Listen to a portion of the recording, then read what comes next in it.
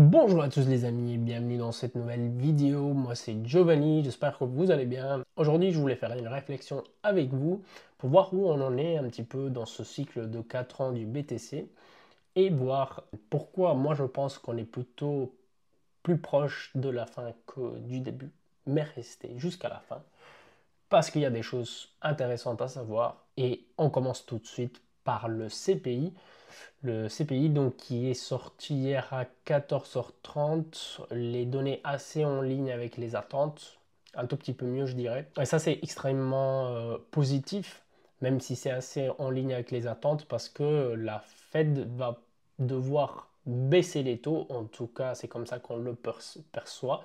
Surtout le marché s'attend, je crois, à 95% que baisse de taux d'intérêt en 2025, donc une baisse en septembre, le 17, mercredi 17 septembre, puis en octobre et puis en décembre, mais on va déjà voir comment ça va se passer au mois de septembre. Ça c'est assez positif aussi, parce que pour les assets risk on, donc avec beaucoup de risques, comme peuvent être les cryptos ou des actions growth, et peut-être moins favorable pour les titres d'État et les obligations, qui ont un rendement très faible et les investisseurs vont aller chercher des rendements plus hauts. Mais c'est surtout quelque chose un impact qu'on va voir à moyen long terme. On va pas voir ça le jour où ils vont baisser les taux d'intérêt. Il va falloir du temps pour que l'économie réagisse. Mais donc, ça reste une chose positive. Donc, la réunion du 17 sera la clé.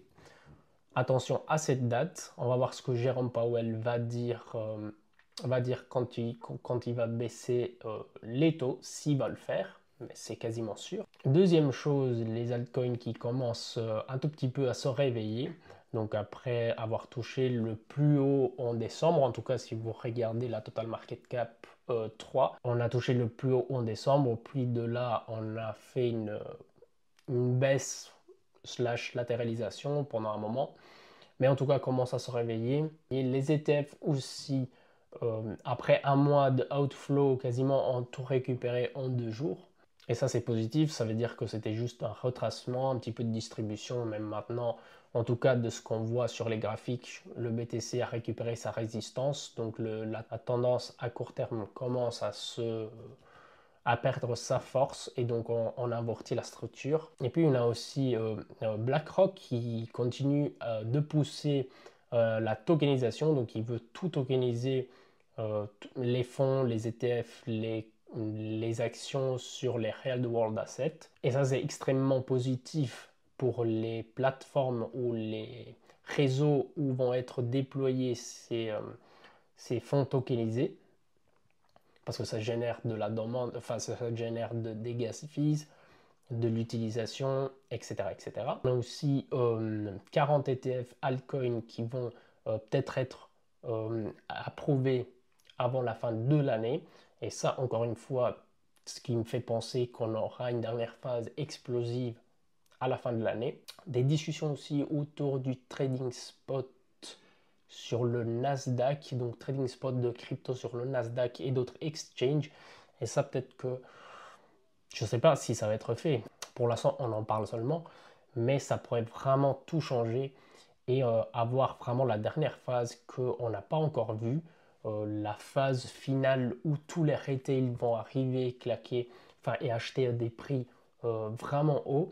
Pour l'instant, je n'ai pas eu cette sensation d'avoir, donc encore une fois, cette phase, comme on l'a eu peut-être un petit peu en mois de décembre. Ça n'a pas duré longtemps, mais je me rappelle que même moi, que j'investissais depuis des mois et des mois, enfin des années plutôt, euh, j'avais cette sensation de me dire, allez, pourquoi j'ai pas investi plus, etc. Alors que c'est pas normal, normalement, d'avoir ça après des années et des années. Mais en tout cas, voilà, plusieurs paramètres à prendre en compte, mais je crois qu'on est plutôt à la fin, mais qu'on pourrait avoir une dernière phase explosive qui pourrait amener au top du cycle. Donc, inflation sous contrôle institutionnel, ETF qui pousse aussi vers la hausse, et ETF aussi qui vont être peut-être approuvés à la fin de l'année. Dites-moi ce que vous en pensez dans les commentaires, et avec ça, je vous dis À la prochaine.